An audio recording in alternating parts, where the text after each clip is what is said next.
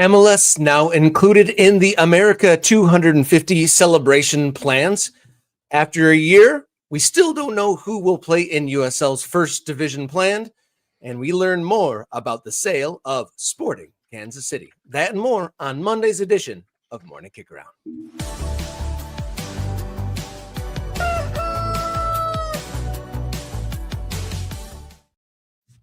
Hello and welcome to the show. You found your way to Morning Kick Around, the show where we dot the map of the ever-changing American soccer landscape. My name, Robert Kerr, local soccer guy, and to my side, as always, Jason Davis, the radio soccer guy. Thank you all for joining us on this brisk Monday morning. How you feeling, Mr. Davis? I don't think it's brisk everywhere. Shout out to Nate, who says he's in San Diego and it's 70 degrees. Why don't you brag more, Nate? Why don't you make us feel worse about being in cold places? Yeah, there's a bunch of snow on the ground where I'm at in Northern Virginia. I know that it's frigid and snowy in Michigan and other parts of the country. If you are in a cold place, be warm, be safe. It's a snow day too, so kids are running around and it's all kinds of chaos, Rob. It's chaos. Yeah, I would say I'm calling my kids part-timers now because they just never go to school. I think they've been to school about 4 times since the holidays. They're taking it easy. If this was the olden days, they'd have to trudge through the snow to get to the one-room schoolhouse so the school marm could wrap them on the knuckles with some rulers. That's what would be going down. That's what we need to get back. No, I'm just kidding. We don't need that at all. And they would be doing all that while sharing one pair of shoes. That's right. They would pass the shoes around. Yeah. That's the kind of day we're having. But I know we've got some soccer stuff, so I'm excited. Thanks to all the ultras, all the friends of the show that have stepped up to support us. I got Jeff in here. He's giving us a good morning. Our friend, Mr. Bob. We're going to get to Mr. Bob more here in a second. Shout out Mr. Bob. I already mentioned Nate. He's warm and toasty in San Diego. Who else we got? A homeless shoe. My work tried to claim I need to come in. I have the flu and I'm snowed in. Yeah, don't go in. If you have the flu, definitely don't go in. The snowed in part, maybe, whatever. All right, there we go. That's a good start to our Monday here, Rob. All right, before we get going, I'll remind you, you can subscribe at any time as we're going along in the show. Consider becoming a member. Just $3 a month gets you access to the Morning Kick Around Discord server, access to extra and early released content, as well as priority comments on the screen during these live shows. So please consider doing so. It doesn't cost you a darn thing to recommend the show to your friends, families, and footballing acquaintances. You can also support fundraising goals on Morning Kick Around's Ko-Fi page. It's ko-fi.com/Morning Kick Around. We are also a podcast, so look for Morning Kick Around on your favorite podcast platform. Yes, and also support. We always forget to push the podcast. We had a friend of the show, a guy we're working with on some projects, say, I don't watch the show. I listen to the podcast. So shout out to Chris and everybody else listening on the podcast. We get so caught up in YouTube. We just push the YouTube stuff, but yes, podcast as well. And then on the social medias at MKickAround across all the various platforms, X, Instagram, Blue Sky, TikTok, all of those. And then you can also write us a note, as some have been kindly doing, morningkickaround@gmail.com. Notes, messages, and business inquiries, please send them to morningkickaround@gmail.com. All right, is it time to bring up our supporter, spotlight supporter? Yes, Rob. Yes, do that. Yes, Mr. Bob has been a great contributor. He's been sending in super thanks, I think, almost every show for the last few weeks. So our spotlight supporter, he's going to be his name on screen here, Mr. Bob out in Albuquerque. Thank you so much for being so supportive.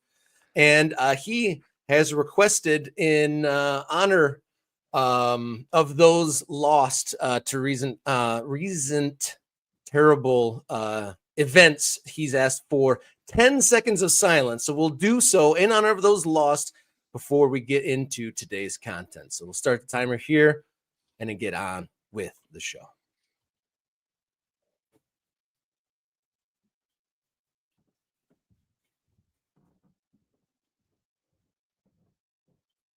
All right, thank you once again, Bob, and let's get to it. Monday's edition of Morning Kick Around right here.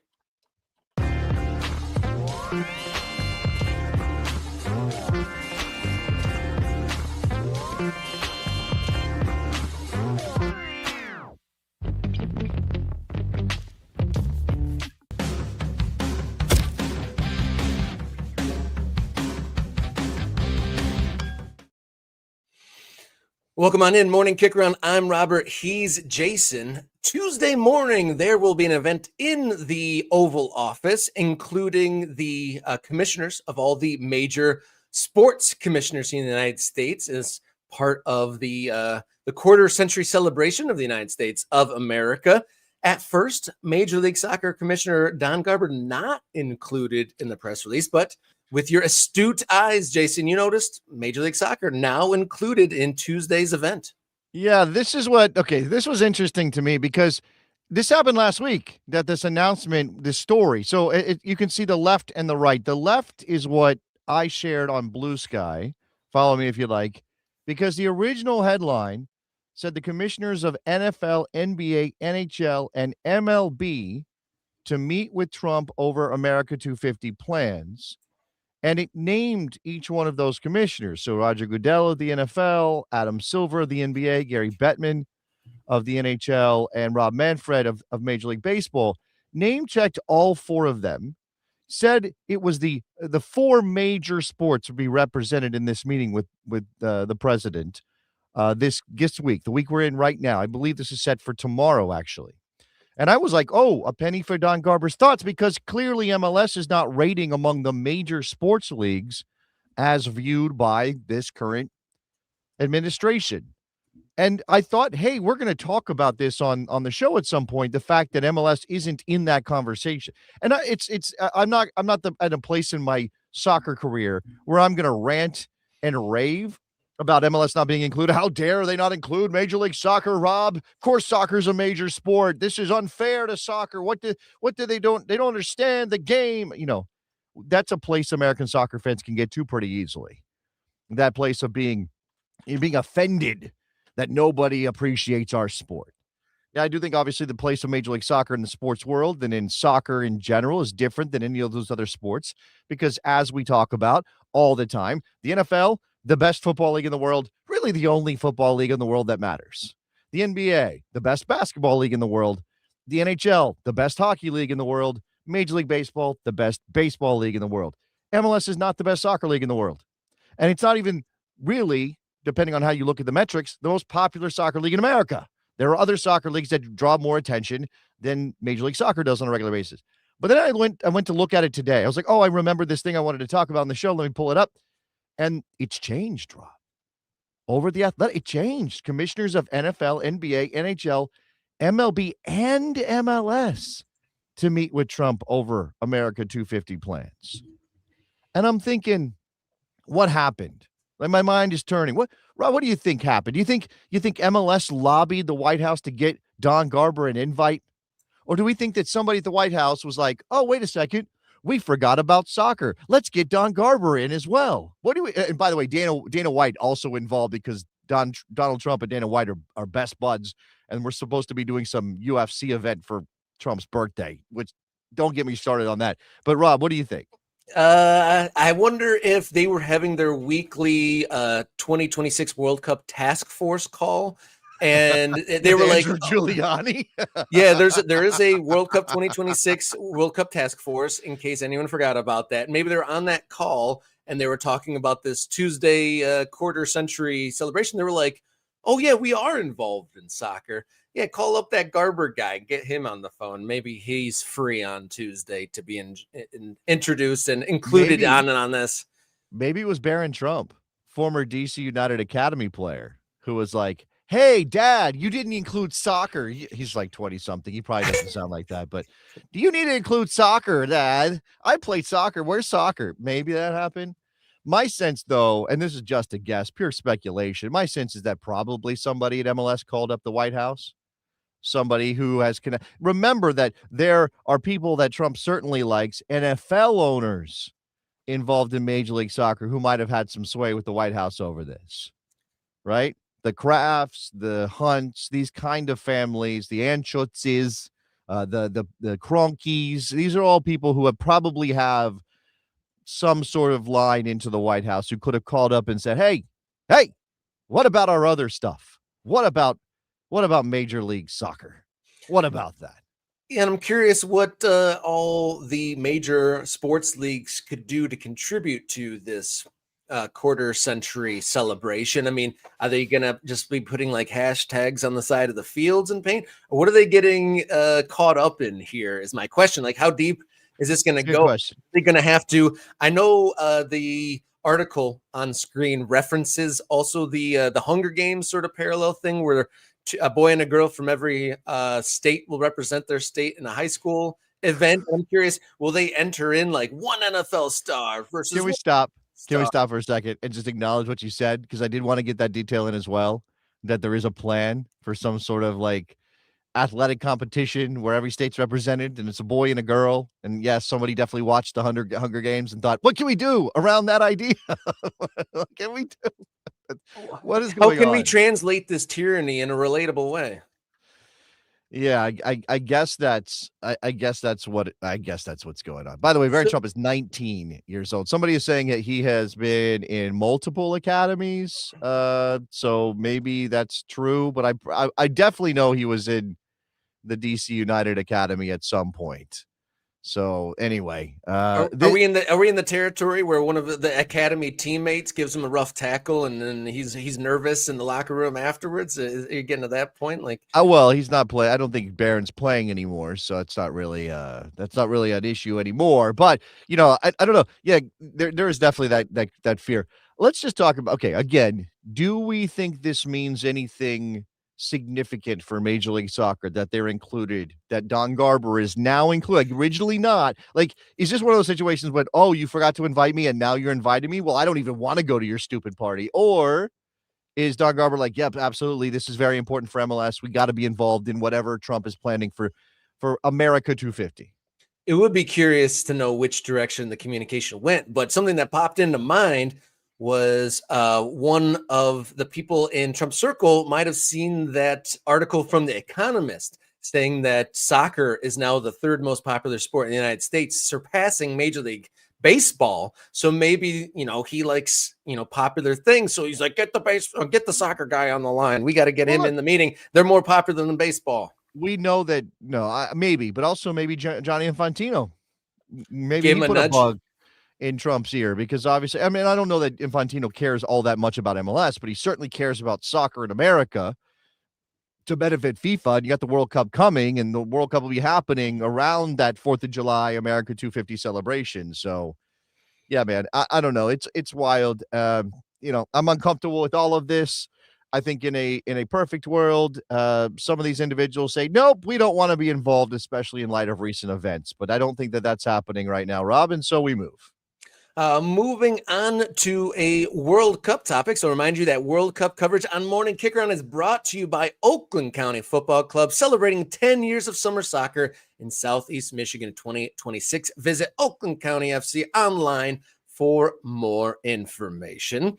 So over the weekend, an official in German soccer calls for some debate on German team and the FA boycotting World Cup 2026. Yeah, so this made a lot of this kind of got out of the bubble a bit, if you know what I'm saying. The last couple of days, obviously, again, there's a lot going on in our own country, and a lot going on that is tragic and sad. And again, thank you to Mr. Bob for supporting the show. And obviously, I do think that's a nice gesture, the 10 seconds of silence for those who have lost their lives among what's going on in Minnesota. So you have all of this political backdrop, this tumult, the things that are happening in Minnesota, whatever words you want to apply to them, and there are lots that could be used. And then a German football executive. This is the headline, right? Without any context, what everybody sees: German football executive urges World Cup boycott to protest Trump. Now, I think, and everybody I saw that's not a soccer person that was sort of jumping on board with this and saying, yes, do this. Again, you understand where their politics are, right? You do this because this is the weapon, or this is the thing that Europe has in its back pocket that it could use to apply some pressure on the current administration. Again, based on some things that people are not happy about. And it's not just about what's going on in Minnesota. There are many other things. We could talk about Venezuela. We could talk about Greenland. We could talk about all that stuff, right? And of course, Europe has a vested interest in what's going on in Greenland. So why wouldn't they want to leverage their power in regard to sports to maybe push back on what the administration is trying to do in that part of the world. But again, if you are a soccer person and you read the story and you see that it's okay, Gottlich, president of Bundesliga club St. Pauli and a vice president of the German Football Association, that he said in an interview with German media that the time had come to, quote, seriously consider and discuss a boycott. And he compared it to the Cold War era Olympic boycotts of the 80s. And remember, the Americans boycotted a World Cup, the Russians boycotted a World Cup, all that stuff was out there, right? The Russian bloc basically boycotted a World Cup back in the 80s.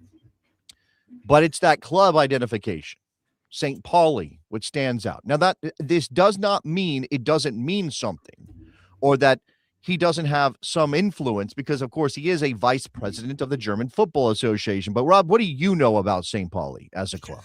St. Pauli, I would say, leans to the left in the greater soccer landscape. Leans?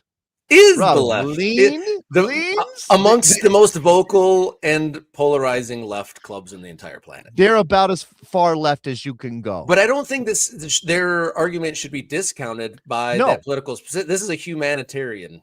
No, it shouldn't. Look, it shouldn't be discounted. It's still important, but I do think it allows some people to maybe sideline this comment a bit. And certainly it doesn't indicate a real appetite on the part of the German FA. It indicates that one gentleman who is a VP of the German Football Association and is at St. Pauli, president of St. Pauli, which is a club whose entire ethos is about leftist politics. You know, they want to win some soccer games, but the character of the club is very much leftist politics. When he says it, it can be sent, it can kind of be thought of as, all right, this was always going to be the first guy, but you really need somebody who's at a club that doesn't have the character of St. Pauli, or you need a different German football executive or a different European football executive who isn't tied to a club that has distinct leftist politics to say it, for it to feel like it's something that could actually happen. Do you know what I'm saying, Rob? So when you look at this, you don't go, oh, we're on our way to a boycott. You go, okay, all right. So, okay, Gottlich thinks that we should boycott. That's a good first step, but it's only a small first step.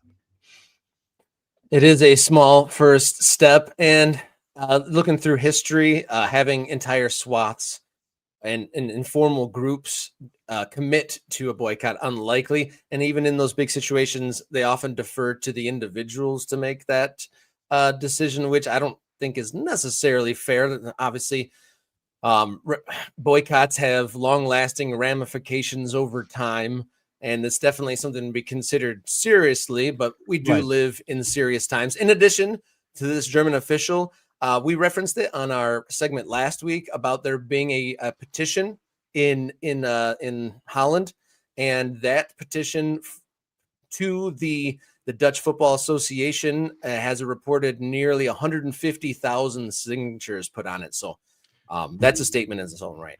Yeah, there are a couple of things. There are different paths towards a boycott, and there are different kinds of boycotts, and they will have different kinds of power. So, again, just to bring up how all of us here are soccer people, when we kind of maybe have an innate understanding of some of these things that people who don't pay attention to the game have, right? Or they just don't have it. And it's, what I'm saying is, I'm not trying to be a cynic. I'm not trying to say this doesn't mean anything. I'm just saying you have to consider the context. So when my wife, who only knows soccer through what I tell her because she otherwise does not care, says to me, oh, I've seen on my Instagram stories that there's a boycott, or that the boycott's possible, I have to, without being a jerk about it, explain to her, yeah, well, okay, maybe. There are fans who want to boycott, but if there are fans to replace those fans, what does that boycott really mean, except for as a gesture? It is a public statement, but it doesn't go beyond that if it doesn't actually hurt FIFA or the World Cup, right? And then you have the potential boycott of national teams and federations. To me, that is obviously much more powerful. It is much more damaging to the World Cup to have Germany or any other nation say, we ain't going, we're not playing, we're not entering that country. There is too much going on that we cannot stand idly by and let happen without making a statement. Now, I guess one thing that you have to consider is the politics of this. Obviously, if the German government, or I'm just using them because of Oki Gottlich and what he said, the German government says to the FA, hey, don't go to the World Cup. We need you to boycott the World. We're boycotting the World Cup. That's not happening. What does FIFA do, Rob? Because FIFA has this policy about government interference in football. So what do? They punish the German FA. Now, maybe the German FA takes that into account and they're just fine with it because the stakes are that high. I don't know. And I don't know when we get there. Like, I don't know when we get to that point. And I know that a bunch of our stories, a bunch of our segments on these issues, when we talk about the World Cup, we talk about the issues getting into the country and some of the things that the State Department is doing right now. You talk about Greenland, you talk about Venezuela, you talk about what's going on in Minnesota. We have people from outside the United States commenting on our videos. I don't want to go. People shouldn't go, right? And I don't know when we get to a tipping point where that actually matters, because we are still, 5 months out from the World Cup. Yeah, in this day and age, 5 months, where the heck are any of us going to be in 5 months? It's really hard to say. I mean, we had a moment of silence at the beginning of the show for folks that obviously won't be able to participate and be there for that. And who knows what the world will bring in the time there, and what would it take? What would be the straw that broke the camel's back to have a whole swath of official organizations beyond individuals to actually, jump to that conclusion and make that decision? Because it'll be huge, absolutely huge. Because you detailed the countries that had been boycotted in the future, or in the past rather, and the United States were not amongst that group that have been boycotted in instances past. So definitely stepping into uncharted territories here.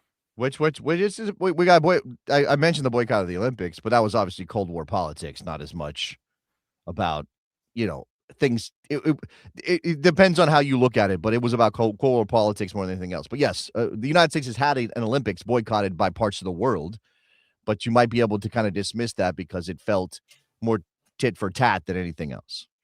Yeah, tit for tat nature rather than like a singular, pointing at us, like we are specifically boycotting that specific country, not in retaliation to another thing. That's a much more articulate way to say it, right? No? I mean, we boycotted we boycotted the Summer Olympics in 1980. And the Russia and the Russian bloc, the Warsaw Pact countries boycotted 84 in LA. Did they boycott us because we boycotted them, and we boycotted them for real reasons, and they boycotted us for nonsense reasons? I'll leave that to your own. Yeah, I'll let you decide on that. I mean, again, those boycotts, the politics being the high level geopolitics being the thing, rather than sort of a rejection of American policies in a number of places, or again, the safety of people. I don't know. That's a different thing. All right, we're going to move on, but I want to remind you guys that World Cup coverage on Morning Kickaround is brought to you by Oakland County Football Club, who are celebrating 10 years of summer soccer in Southeast Michigan in 2026. Visit Oakland County FC online for more information.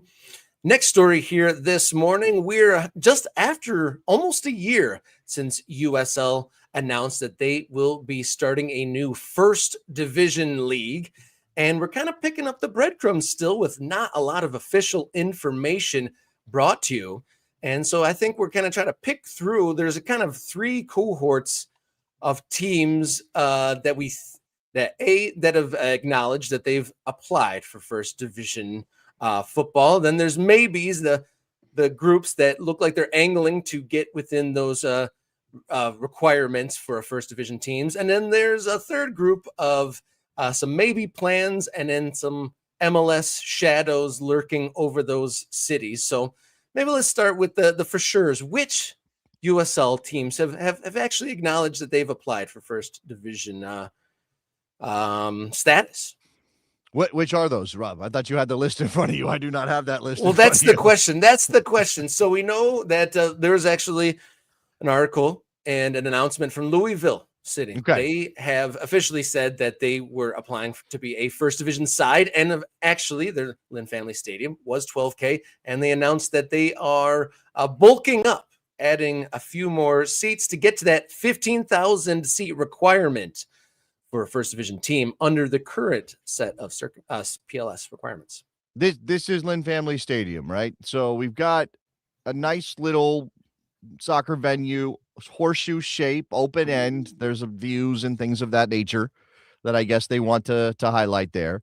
What I don't have, and I don't think is out there, because I couldn't find it, Rob, is some sort of rendering of what an expanded Lynn Family Stadium might look like. And maybe they aren't to that point, or maybe it's why put out a rendering when the stadium already exists. I don't know. Obviously, Lynn Family Stadium has been a success story in American soccer. It was a second division soccer specific stadium in a country where that was difficult to imagine as recently as 15 years ago. And they've hosted major events and things like that. But obviously, again, as long as the PLS that are currently in place remain in place, you need 15K. And that seems like a good plan. They don't intend to change the horseshoe shape based on the current reporting around expanding Lynn Family Stadium, which I think is a little disappointing only because, when you enclose the entire building, you get that sound, you get obviously you would have options for more seats on the open end of the stadium. But this is number one. So Louisville City is on the list. Who else is on the list? Pittsburgh Riverhounds announced that they are going to expand their stadium, Highmark, up to 15,000 seats. Once state funding is secured, got to look into the funding requirements, but they definitely announced that they are expanding their stadium along the riverside there to 15,000. Yeah, the footprint of this stadium is small, so they're going to have to be creative, which is why you see this weird horseshoe. I mean, the Lynn Family Stadium is a normal kind of horseshoe. Here is different kind of horseshoe. This is a fat-sided horse. I don't know how to describe that.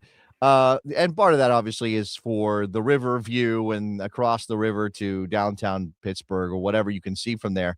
The renderings we got from Pittsburgh, and we talked about these renderings when they dropped, are extremely basic.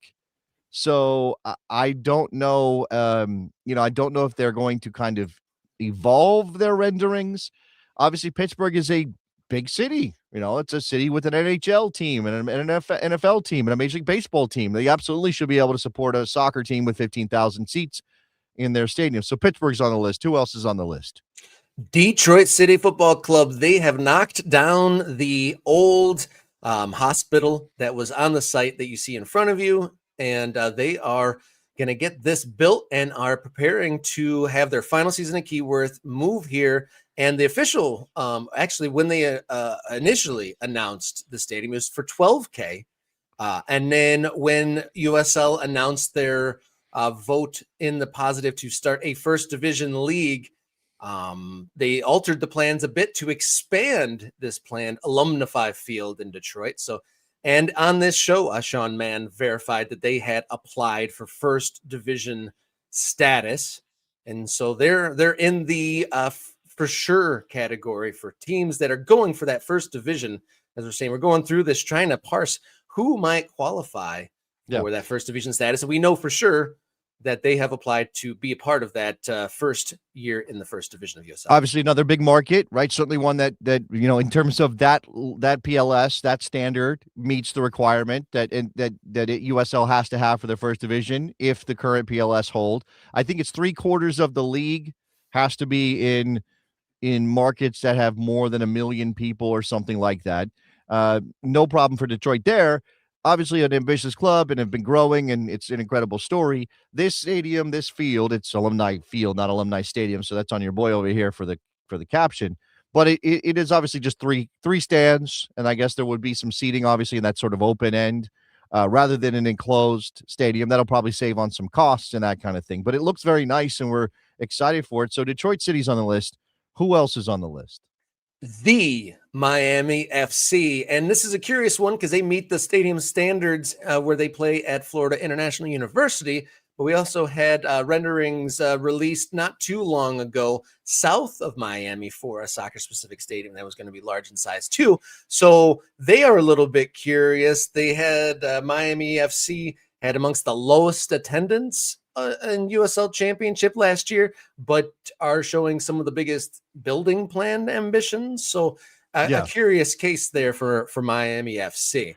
Yeah, I don't have the rendering for the Homestead Stadium that they announced they intend to build. I guess that that will meet the target. Homestead is down south. I mean, it is not necessarily right there in Miami. I guess they meet all the other standards. They've always been ambitious because they have an owner in Ricardo Silva who has always been a, a boat rocker in American soccer. I mean, he's one of those guys who made a big offer to MLS for their television rights if they would institute pro rel. Like he was, trying to make things happen on that front. A guy involved in international television rights, I think, is where he made a lot of his money. So Miami's an interesting one. I think there's one more, Rob, we should mention before we move on. What are we talking about? Tampa? No, I think we're talking about Sacramento, right? Didn't you say Sacramento? Of course. How could I forget about Sacramento? At long last, their plans for a permanent stadium look to be coming to fruition after a kind of a long battle to get a site and the plans in motion. Yeah, this is I think this is the current look that they're going for. Open air, no roof, much more scaled down from the original plan, which was an enclosed, extremely impressive looking building. But that was when the MLS expansion effort was ongoing and they were really pushing for Major League Soccer. They seem to have acknowledged that that's not happening, at least not anytime soon. So here we go. Let's get a stadium built, a proper home for a team that doesn't have a problem drawing. Rob, setting attendance records in the second division have Sacramento Republic, and I think they're still among the top attended teams in the league. And so again, even if this isn't necessarily the best stadium possible for a soccer team, I think this is obviously a big deal to move forward. And Sacramento is a place that wants to be first division, whatever that means. All right, so that is 5 sites and 5 cities, 5 clubs that we have some confidence in and some assurances, whether it be upgrading their facilities or actually communicating that they have applied for the first division. So that's only 5, and this first division will need 10 to 12 teams in order to complete that. And I think we may need to come back to a part 2 for our maybes and our shrug of the shoulder maybes to come back. So we might need to have a part 2 of this segment, as we do have our guest waiting in the wings. You got something for us before we move on? Let's do that. We'll I know the chat is humming along, talking about other places that could be hosts to top division teams when USL does this. So we'll consider those teams, those stadium situations, those markets when we come back later. All right. We are going to shift gears for a minute, and we are going to talk about the sale of Sporting Kansas City, what's going on the ground there for World Cup preparations with Daniel Sperry when we come right back with Get to Know Your District, Kansas City, here on Monday's edition of Morning Kick Around.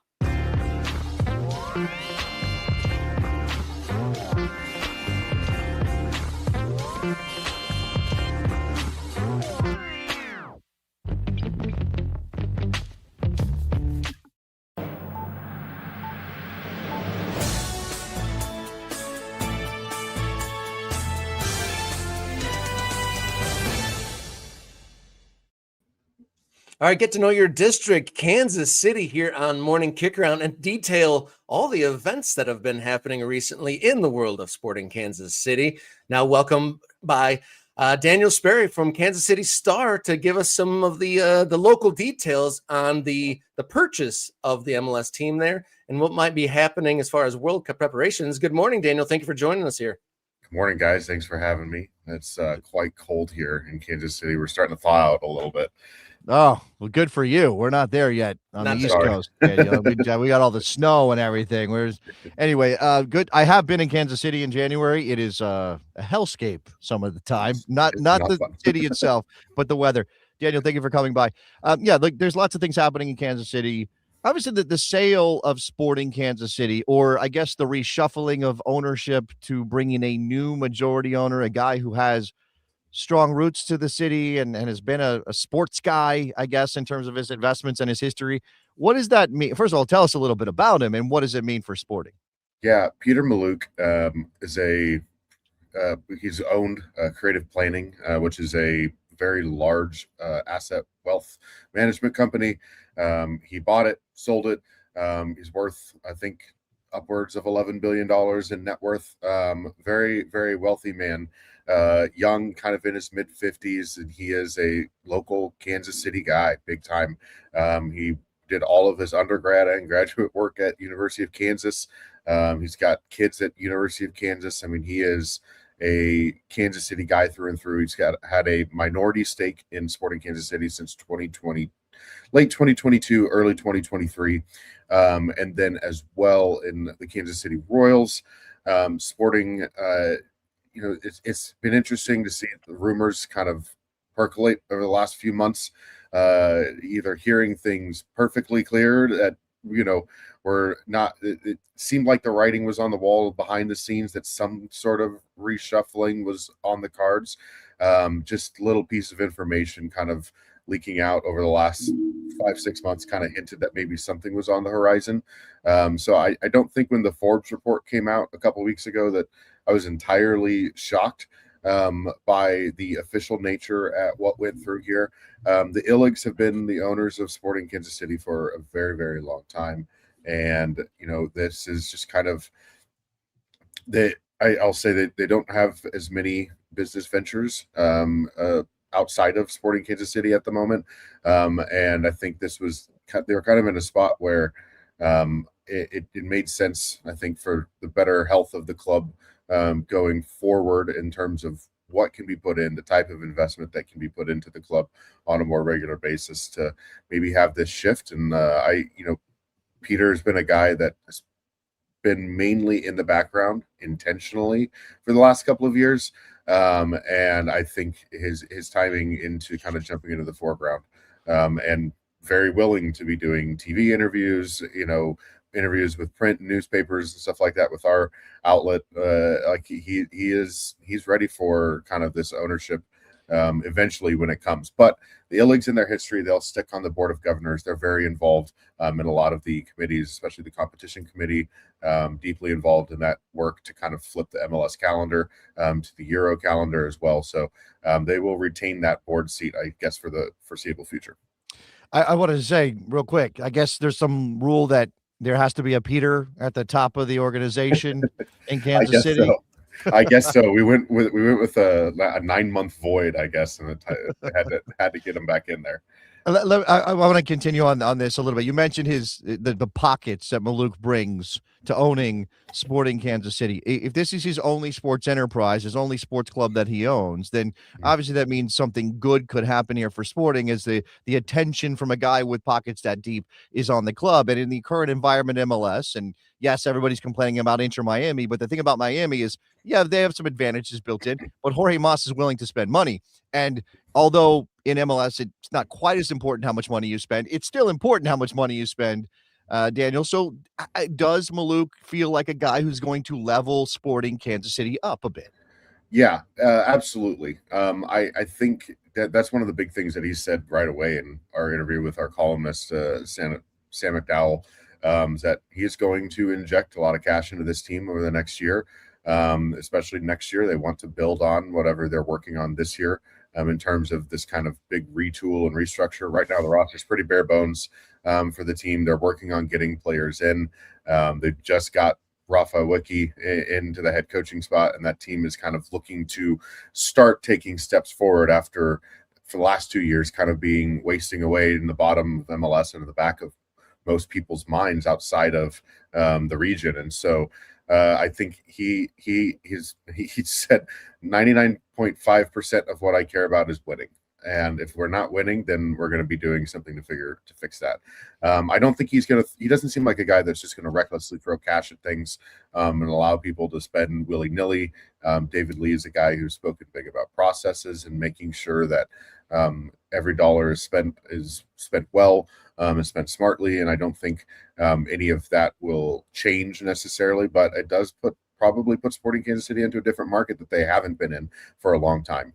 Sporting Kansas City, and Peter Vermes, when he was still in charge, used to probably flout at his own peril that he was able to do so much with so little in terms of transfer transfer fees spent. I think the fee that they spent for Alan Pulido back then is probably more than they've spent on any other fee combined in the other history of the club. And that's how little Sporting has spent in terms of getting players in and doing those kind of transfer fee works. And that changed a little bit. Last offseason, we saw, more money going into Dejan Joveljic and the cash for, as well as signing Manu Garcia and Shapi Suleimanov in like a weird 2-for-1 kind of deal in Greece. That was about $5 million. And so that's more than what's been happening. But I mean, these are kind of things that, as we've seen the way MLS has grown and the way all boats have risen, there's a few boats that have been lagging behind in that spend, and Sporting's been one of them. And I think that is an area that we are definitely going to see a good, healthy uptick, understanding where they are at within a market size and all that kind of stuff. About what is a good spend and what is a smart spend, and where they should be.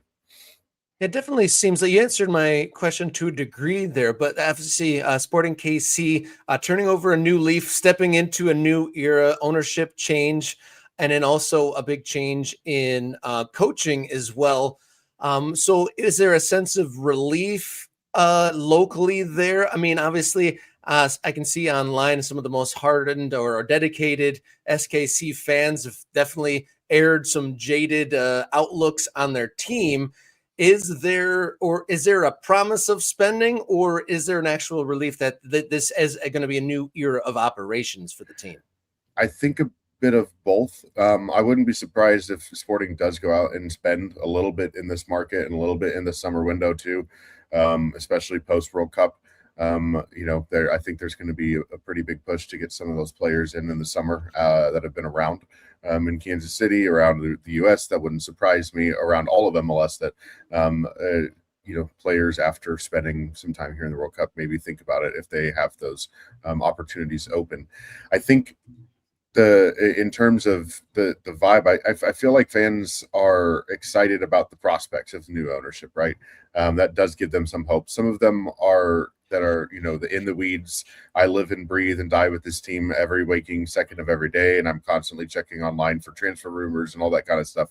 They might be frustrated with the roster situation. I mean, Sporting's roster is pretty small. They have pretty bare bones on outfield players, and they have 4 goalkeepers, and fans are kind of scratching their head of like, oh my gosh, how many players are actually going to be on the roster by opening day?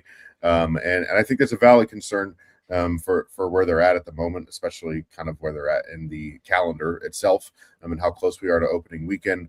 I think those fans are more concerned that this year is maybe not going to be as quick of a turnaround as they hoped, in terms of, from where things were last season to where things were at opening day. And I would push back a little bit and say this team's not going to be an MLS contender opening day. That's just not the way it's going to be with the roster that's built, and how much work that they needed to do.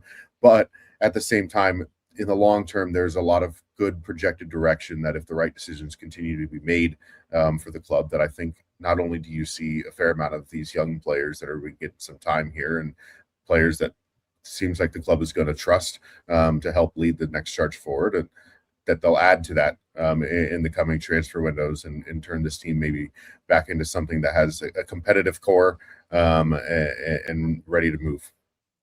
Yeah, one of our ultras is telling us Kansas City's GAM is not as maybe strong as some of the other teams out there in terms of what they can do with their roster.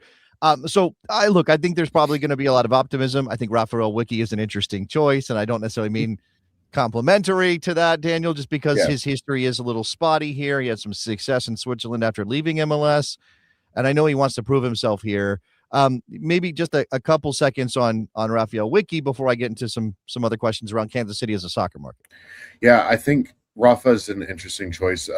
One of the things that they kind of fell in, he fits the profile, if we'll be honest. I mean, we look back at like the coaches that came back into MLS and did really well last year.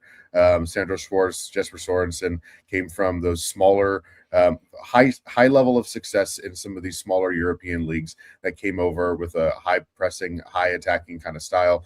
I think he will bring that. I am interested to see what he does with the roster itself.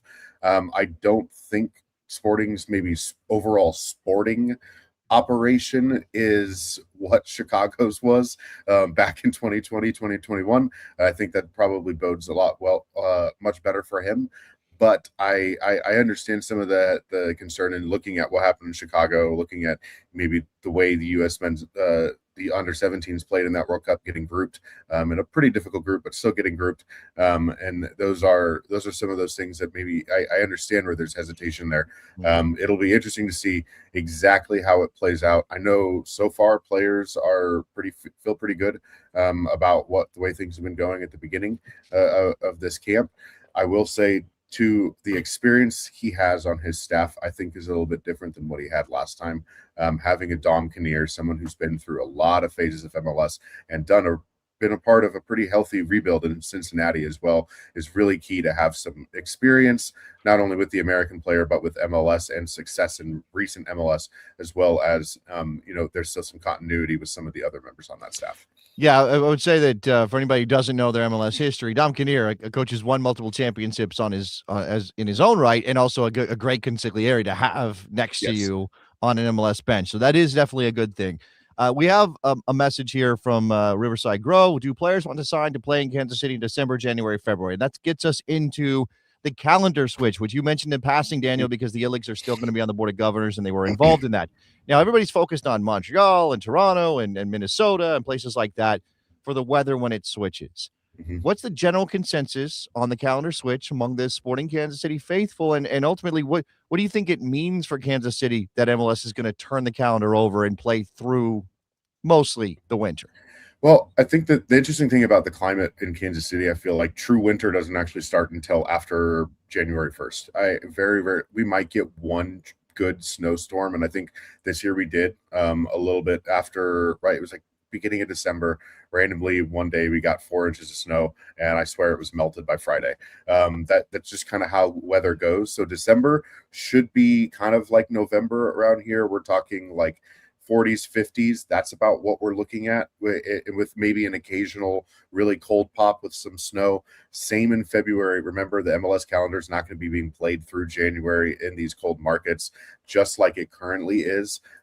So I don't think it's going to have much of an effect in a place like Kansas City. I think in some of those places further north, where you actually have more extended winters and earlier starts to that freezing cold, places like Minnesota, Montreal, as those mentioned, I think those are the ones that are probably going to see the greater effect in all this. But I think Kansas City, the way our climate is set up here, by mid-February, I mean, I was kind of looking at some advanced things, and they're the latest projection is that Sporting KC's home game on the 28th against the Columbus Crew will be the high of that day is going to be 60 degrees in February. So I don't think Kansas City is a market that is going to share much concern. And I think for the most part, fans of Kansas City are on board with the idea of the switch, because what we hear from a lot of casuals is that, come fall, or come the early part in March, especially with Kansas basketball,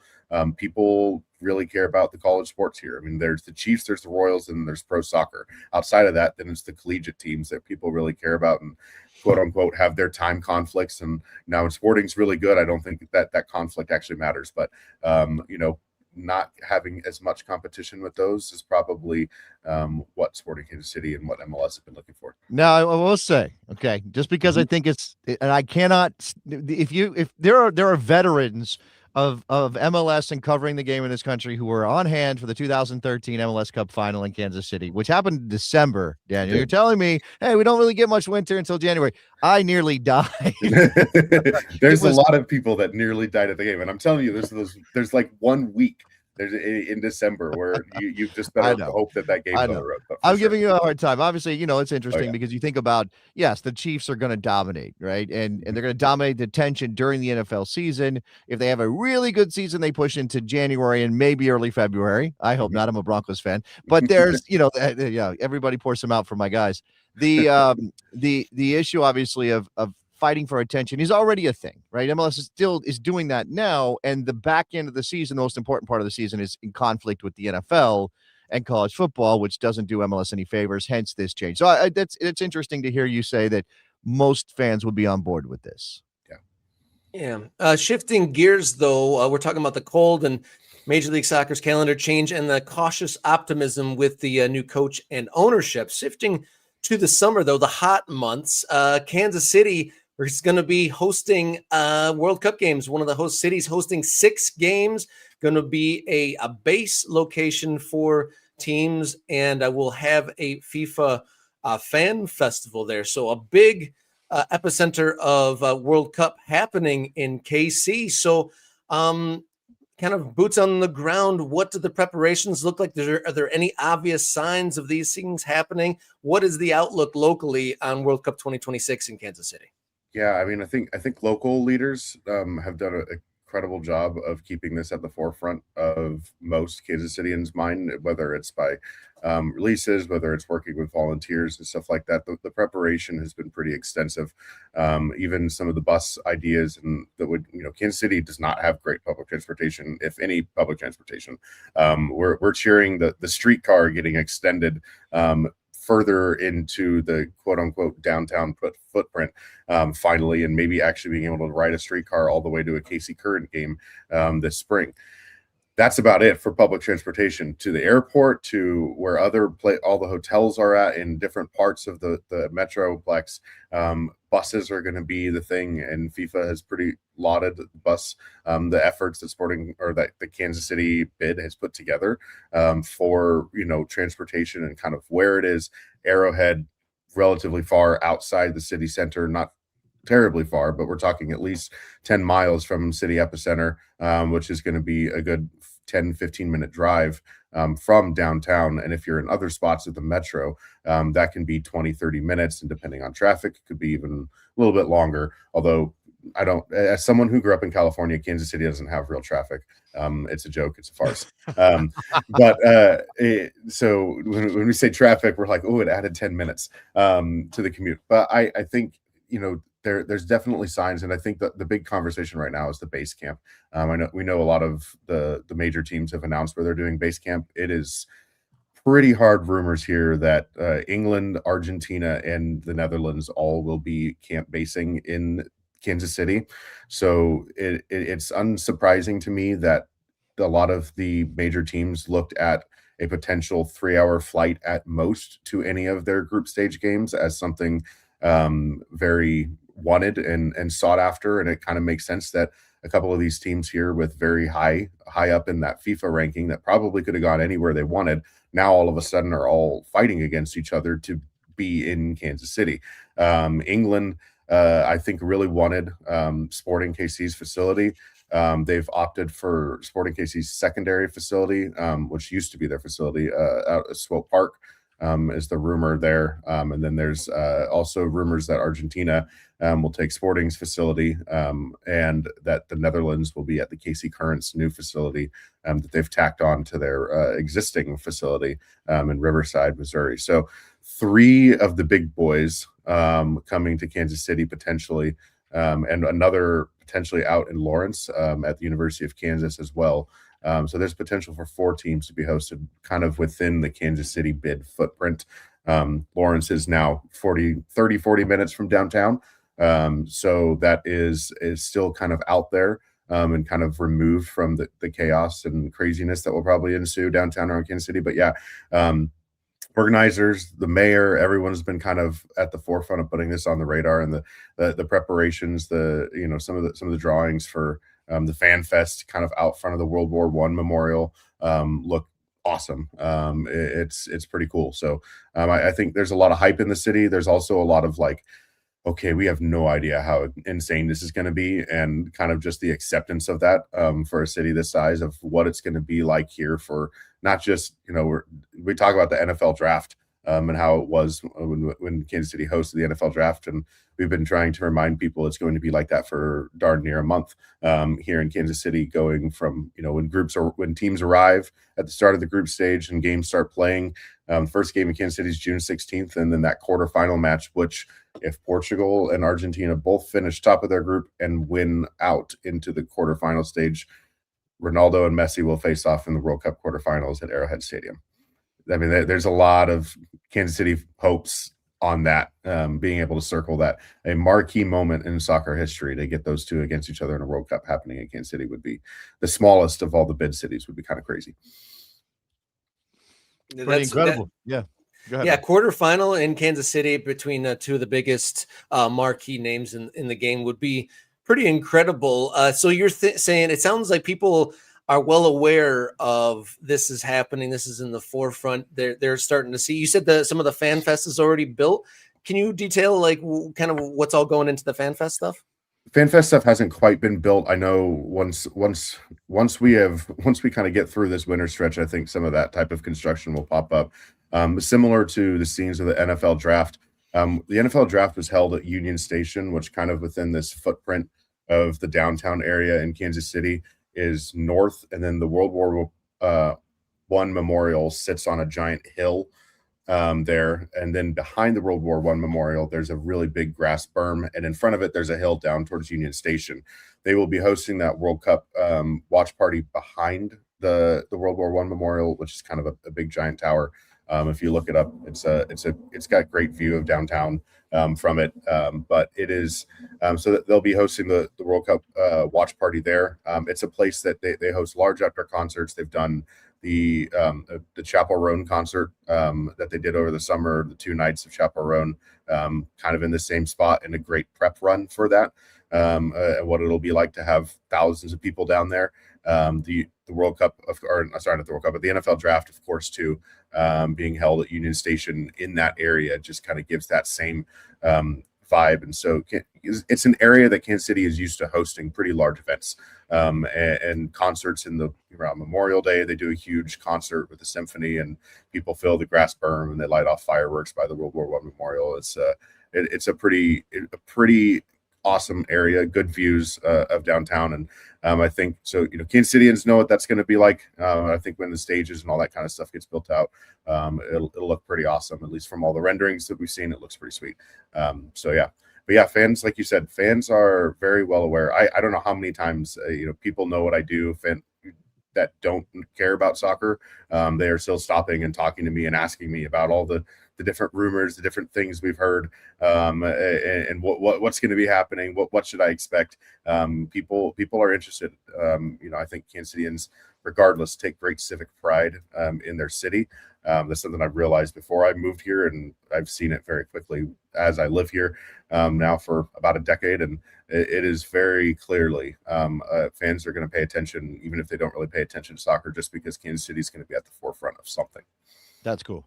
Yeah, it's definitely great to hear that the World Cup fever is being grasped and being, there's a fervor in Kansas City for this. That's great to hear. And folks in the chat loving the conversation. One of our MK Ultras gifting 5 morning kick around membership. So thank you, Ryan, and thank you, Daniel, for bringing this information not only on the sale of SKC, but on the World Cup fever spreading to your town. Now, you work for the local newspaper there in town.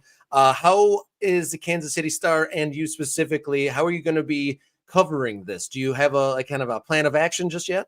Yeah, I will probably be more on match coverage type things, either at the game if I can get credentials, Lord willing, and all that kind of stuff. Well, that's going to be a crazy, chaotic process, right? But yeah, a little bit more. Of course, the soccer thing is my expertise, and those who follow the city government, local government, and all that have been doing a great job of pitching in, chiming in, talking with the host committee, and doing all of that. And I think our paper as a whole has done a really good job of understanding that the scale of what is coming to the town, and trying to cover it in all of its angles and all that. So, all right, Daniel, thank you so much for joining us here on Morning Kick Around, and looking forward to continued coverage not only of this new era for SKC, but for World Cup 2026 as it all takes place in Kansas City this year. Thank you so much for joining us here on Morning Kick Around.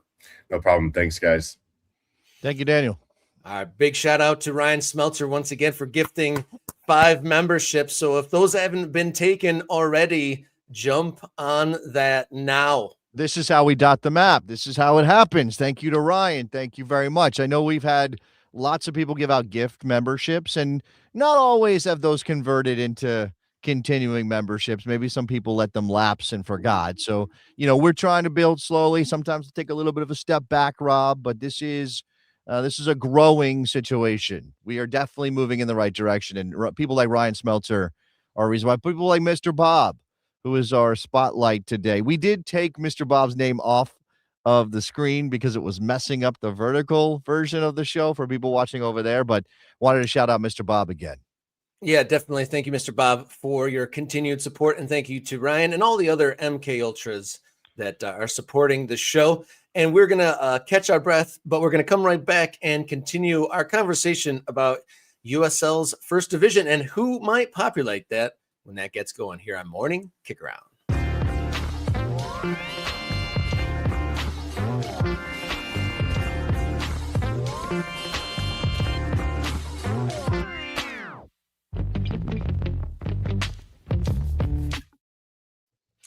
Coming right back here on Morning Kick Around, continuing our conversation on who may populate the first division in the USL when it launches, speculatively in the 2028 season as it lands. And we noted some of the teams that were confident that are striving for this first division, and those who have applied. We know for sure Louisville City, Pittsburgh, Sacramento, Detroit City FC, and Miami FC. Then we get into a little bit of murkier territory. Of course, if USL First Division is to hit that PLS standards, I believe they need 10 to 12 teams to fit the sanctioning guidelines. So we're going to move from confident to some maybes to be part of this debut First Division. I would say this kind of goes, this group, that list of for sure's is pretty short when you really hammer down on it, because then we're getting into these maybes. And first team on the maybe list is Jacksonville Sporting Jacks. They are entering into USL Championship this year, and they currently play in a stadium, or they plan to play in University of North Florida's Hodges Stadium, which currently has a capacity of 9,400, not hitting that 15,000 mark.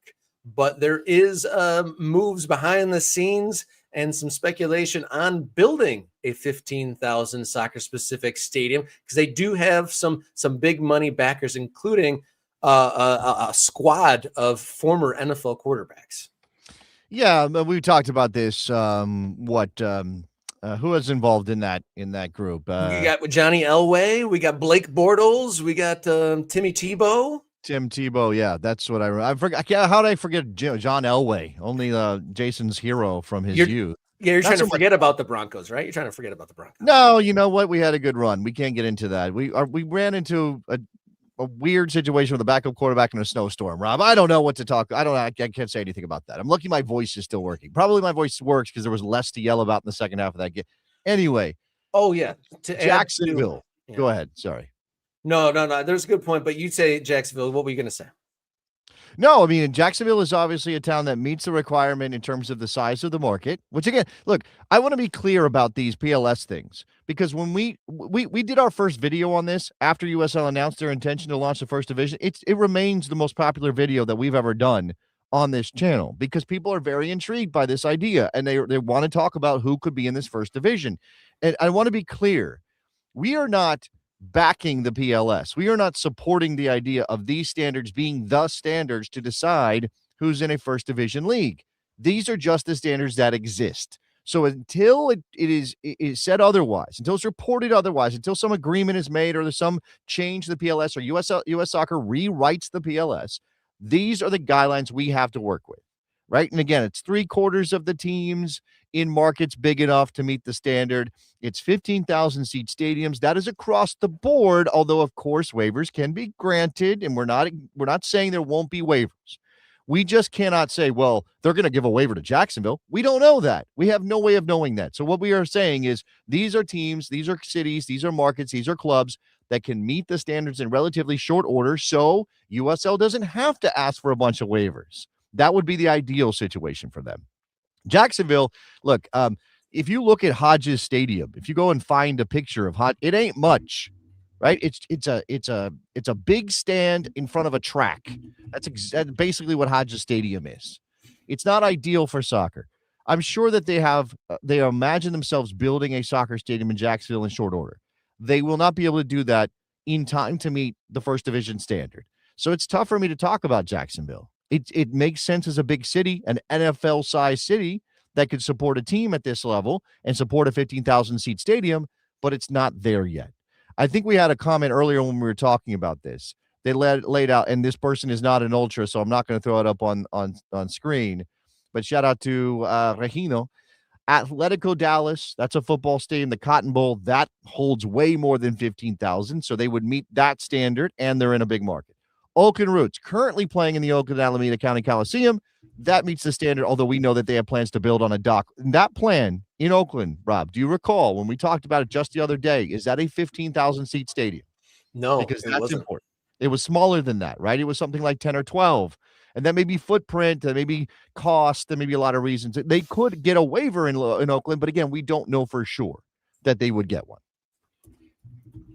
I will also point out, because I believe Mr. Bob is in the chat and has said that New Mexico consistently draws 9 to 10,000 fans in their minor league baseball venue that they currently play in. They are pushing to build a stadium, and they've had some pushback from the NIMBY people, and they're trying to figure out the lawsuits and all these things. And I think they remain relatively confident, but I don't think their target is 15. Their target is something like 12,000, which would require a waiver. And I don't know about Albuquerque's market size to know if they would fit that standard. Obviously, again, you don't have to have every team in big markets or that size markets, but it'd be interesting to have to give 2 waivers to Albuquerque for that reason. Oklahoma City is a team that hasn't launched yet or relaunched yet. We know that they have a stadium plan. We showed those renderings on the show a couple weeks ago. We even talked to Korjeski. We know that they are ambitious, but their ambition is 11,000 seats. It is not 15. So big enough market maybe, but is there an issue with the stadium? Also mentioned is Rhode Island, said that they want to be a first division side, but I don't think that their stadium meets that standard either. And what I don't think what you want is teams having to leave good soccer venues or venues that are better for soccer to go play in a bigger stadium just because it meets the capacity standard for PLS. That would be, I think, a net negative to USL. Yeah, I'd have to agree with you there. Like, walking away from something good just to expand. I mean, look at overseas at the likes of West Ham and whatnot have completely lost their footballing soul for the promise of larger audience. So the list of maybes continues. A controversial one, North Carolina FC. They shuttered their doors controversially in the middle of a playoff run, but they said their stated reason was they wanted to concentrate their budgeting and their efforts on building NCFC up to become a first division team. And a lot of people, yeah, that idea, like, oh, we can't operate as a second division team between now and then because it doesn't make sense for us cost wise, is just such a black mark on the state of soccer in America. Like, you can't just keep playing games and give your fans something to support. That's the point, right? The point is to deliver soccer and the possibility of connecting with the passion of the game to your town. And so if we're saying, oh, the money doesn't work, and we're going to go and try to build and again, there is maybe no situation in lower division American soccer that is more indicative of the real estate play element of the moment than Raleigh and NCFC. Because and maybe you could throw in Indianapolis into this mix too, right? Because Indianapolis we're going to build a stadium for our second division team. The mayor was like, nah, we want MLS. It's much bigger and more important. They try to get the MLS backers. They try to court MLS. Nothing happens. They submarine the plan to build a lower division soccer stadium. And I don't know where Indy is on all this. That's another city. That's another place. It's another kind of makes sense as a potential D1 target. But what are their plans? Where will they play? Could they build a 15,000 seat stadium? When I last reached out to my contact that did work for Indy 11, they've kind of the downtown plan got scuppered, and they are now looking at a place, a location outside of the downtown area. They basically had to completely, scrap the plans and the demolition of the site that they'd already done a bunch of work in that downtown site, but they are now looking outside of the city limits for that. So we'll keep an eye on that. I would call that them, Indy, Arizona, and Las Vegas call that like in the MLS shadow, so to speak. But the maybe list continues. I got ahead of us a little bit, almost put them into the confident category, but Tampa Bay Rowdies. You'd think that's a team with first division ambitions, but their stadium arrangements are a little unclear. Are they going to expand the baseball stadium that they are on a lease to lease with now? Or would they join in a partnership with the women's group that are building a stadium? No, that's not going to happen. That's not going to happen because I don't think there's not crossover there. I suppose there's not crossover in terms of ownership. I guess you could imagine that the Tampa Bay, which, by the way, we have not heard any progress on the Tampa Bay Sun. Now, I have not been checking in on it regularly, but nothing has bubbled up so that it makes us pay attention to what's going on with the Tampa Bay Sun. And again, that deal was supposed to be a stadium for the women's team, not an NWSL team. I just want to acknowledge that that's part of this, right? That would be a USL Super League team, not an NWSL team, or it is a Women's Super League team. Is there an appetite? Is that justified? Do the economics work? You have to recognize the economics as a factor in all of this. Now, and that's Tampa, right? And to Wes's point, the Rowdies play in St. Pete. And my understanding is that they don't want to leave St. Pete. Now, we have that new team that's launching somewhere over on the Gulf Coast. There's a plan to launch a League One team or something not too far away. In terms of the Rowdies, though, that baseball stadium that has been converted to a soccer stadium and is now the Rowdies' home. I mean, they've made it their own the best they can. I don't know that they have a lot of leeway in terms of expansion. There was a thought about expanding it and trying to attract MLS to Tampa. I think this is 10 years ago now or something like that. I'm stretching my memory, but I don't know if Tampa, for all the good things that the Rowdies have done and the size of the city and all that stuff, I don't know if they're an obvious candidate, but I think they would certainly be considered. And again, USL is based in Tampa, so they're right there in the backyard. Some other maybes you touched on, the Oakland roots, Atletico Dallas, Fresno, that we just talked about Fresno recently. They have like a 2-stage plan with like a smaller 10 to 12 capacity modular stadium with a larger phase 2 plans for a stadium up as big as 25,000. So you'd throw them in the maybe category. So and that's so ambitious. And so, I mean, there's so many things between now and then, Rob. That is, I mean, I would love for that to be the case, but there's so many things between now and then. They've got to get a team on the field and capture attention in Fresno. And the people that we know that have reached out to us about what's going down in Fresno have said, it's kind of a tough market. There's a lot of Latino soccer fans in Fresno, so maybe you can capture them or you can get them involved. But there's something, it's not as easy as just putting a stadium and launching a team in Fresno. Otherwise, they wouldn't have had 2 teams die already. All right, I want to round this segment off by kind of maybe trying to nail down 10 teams that we have a little bit of confidence in. But I've seen this comment pop up a couple times in this conversation, and this makes me very nervous. I hadn't seen this before, but a couple non-member commenters have been mentioning USL Hawaii. Okay, so I don't think we've seen any press releases or anything on that, but this is what makes me nervous for expansion bubble. So go back to the old NASL days, and you talk about the kind of where that league jumped the shark. Look up NASL's Hawaiian team, and you'll know that would be kind of a sign of the demise. I'd love Hawaii to get professional soccer, obviously, but the logistics involved in that would just, I mean, going from East Coast to West Coast is one thing, but flying and transporting a team and all that on the regularly to and from Hawaii, I don't think is realistic at this juncture. Yeah, so I don't, I don't any juncture. Well, I don't love being the guy to rain on a parade if there's excitement around something. Hawaii has always been a very tough nut to crack when it comes to professional sports. And yeah, you go back to the NASL days and you look at Team Hawaii or whatever they were called, which by the way, was a team that had moved like 4 different times from like Rochester to Tulsa. I'm making this up. I don't have the exact cities in front of me, but I think that something like that, and ended up in Hawaii. And if we're going to talk about Hawaii, we have to talk about Puerto Rico, right? Because obviously I have a vested interest in soccer in Puerto Rico because my wife is from there and I go there often. There were rumors around the Molina brothers being involved in an effort to bring professional soccer back to Puerto Rico. Bad Bunny was going to have some role to play. I don't think it's his money necessarily, but some role to play. But you always run into that issue. The economics are very, very difficult. There's no way to have a local rivalry. You have to fly very far. You have to pay for those tickets. You have to ship everybody to the place to play away. Everybody has to go to Puerto Rico, which adds cost on the other side.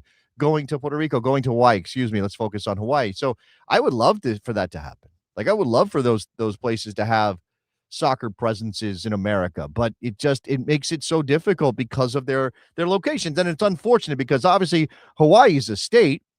And so the only place you can play soccer if you're a Hawaiian professional team is in the American League. I mean, where else could you go? The geography is really bad for Hawaii.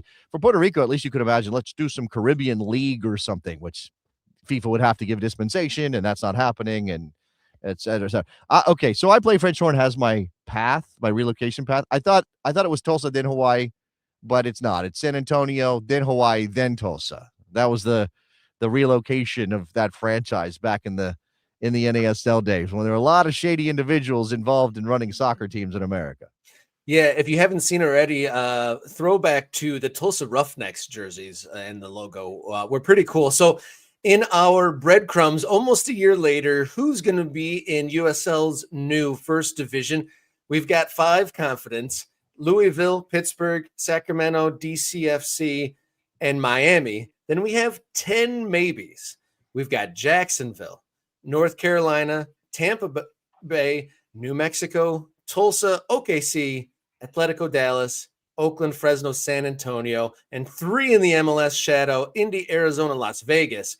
So out of those, is there a realistic 12 for those that are going to be ready by 2028? Well, again, waivers are going to be a major part of this. And I know we talked about this when it was announced. I think USL, they fired a shot across the U.S. soccer bow. Maybe not meant to necessarily start a war, but meant to send a message. And the message is, hey, we want to do a first division league. Your standards and the way that the rules are written say we can do one.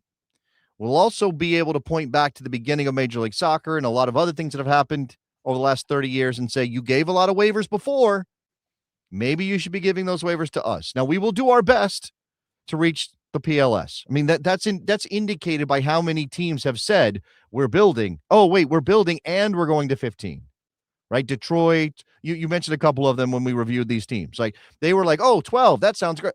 There's a first division. You're saying there's 15. We're doing 15. Like that's indicative of USL having conversations behind the scenes with its member clubs that want to be first division that are basically like, hey, do everything you can to meet the standards so we don't have to ask for waivers. In a perfect world, we have no waivers, but that's not going to happen, especially in year one. So you are then saying, hey, we are playing a Division I season with some teams that are going to need waivers, but we're going to do our best to get our house in order. So please give us, and again, not that we will sue you, but obviously that idea of a lawsuit is out there because U.S. Soccer does not have the power to restrain U.S. Soccer, or USL rather, from having a first division league. There's nothing in the rules that say there can't be a second first division league. They've already tested the waters with the women. They've already got a first division women's soccer league operating in America. Now, you and I know, and most people know, that it's nowhere near the level of NWSL in terms of quality or attendance or its position in the marketplace. But they're operating one that is first division. So why wouldn't USL be able to do the same thing on the men's side? Yeah, some conversation swirling in the chat here, which I agree with. That might lead to questioning how much is USL engaging with the federation for these waivers, because we're speculating a lot of them would need a waiver to fulfill that first division requirements. But if the likes of Louisville and Detroit are restructuring or reimagining their buildings that they had already, set in stone, and they're rearranging to expand to that 15K mark, also is like counterintuitive that maybe they are going to have to be by the letter of the standards as they are now. Okay, so George is saying this tells him that USL isn't working too hard to modify PLS. I don't know if that's necessary. I don't know that I think that's necessarily true. What I think you do is you engage with US Soccer and you say, hey, we don't think these are the right standards. Let's have a conversation. Now, where MLS is in that conversation, I don't know. Where again, this is the U.S. Soccer Board and people that are stakeholders in U.S. Soccer who have some say in what the PLS looks like. Major League Soccer is one of those things. USL is one of those things. Some of those other, other groups are part of that as well. And they'll have there's a committee for this kind of thing at U.S. Soccer. But I don't know that I think that USL isn't trying. They just know we might as well do everything we can to avoid that conflict if possible. And of course, it makes the league look better if in the end they've got a bunch of stadiums that are 15,000 that were supposed to be smaller or that are being expanded. Because what does that indicate, right? This is kind of you get the momentum of everybody's investing in our league. Look at how much growth we've got, not just in terms of TV ratings or broadcast revenue or even attendance in some places, but people are investing their money, or cities are investing their money or giving us deals to help us build stadiums that meet the PLS standard for first division. I can't really argue with that. Like I said, we're almost a year after the announcement, and I'm hoping that part of this process and this weight that we're at right now is behind the scenes of them engaging in this. Obviously, I'm sure the application process takes some time for review and doing the due diligence on what the plans are and those expansions and the groups affiliated with the applications to become a first division team. But I really do hope that this delay in part is, there's going to be an overhaul or at least some sort of an understanding of what requirements might have some leeway as USL and American soccer attempt to step into a whole new era with the advent of a first division and a pro route. One more comment that I think is worth pointing out. Wes saying, I think it'd be kind of unique if they had to do proposals like when you're bidding for the World Cup or Olympics. If you don't meet the criteria, how will you get there or make up for it? 100% that's going to happen.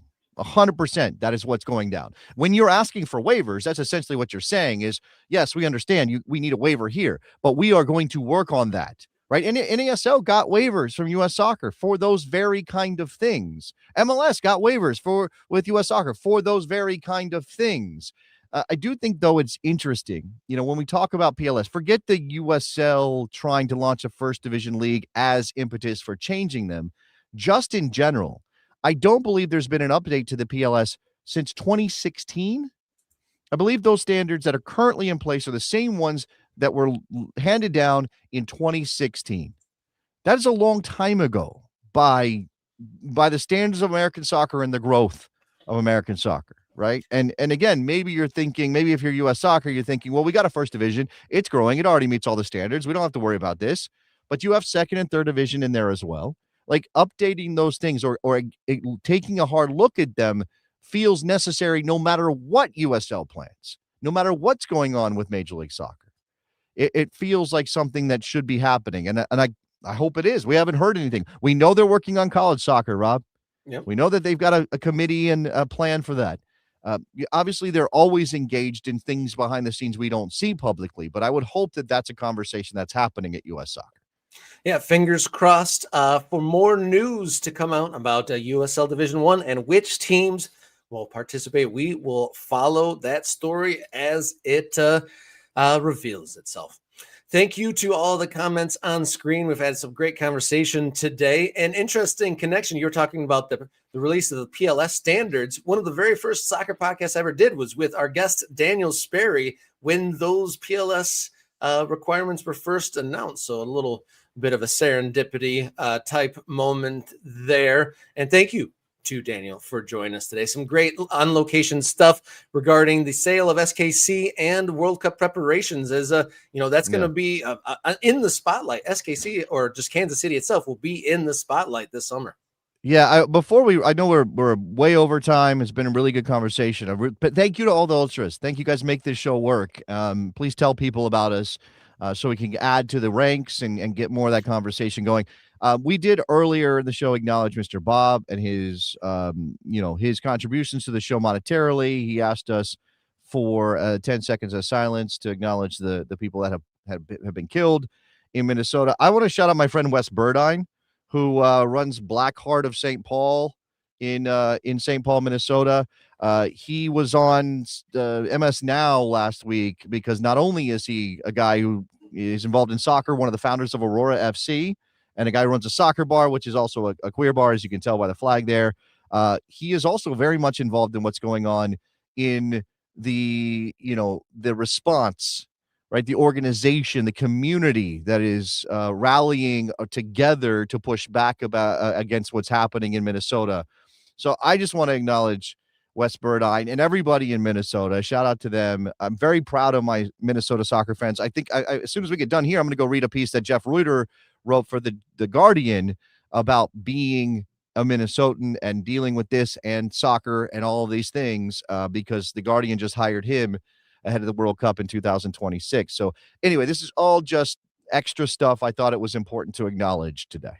Yeah, we're in pretty deep into the stream here today, but we should mark this as 2 weeks out until Morning Kick-Around's marathon show, the Monday after the Super Bowl. We are going to be doing a long show in hopes of just, spreading our footprint here and doing something a little bit different as a springboard into 2026. Yeah, I think, and I'll workshop this a little bit here on the air. I talked to Rob about this off the air. I think what we're probably going to do is we're going to do 3 hours. That's my goal for us. And if we end up going longer because people are excited and contributing and joining and all those things, we'll keep going with that.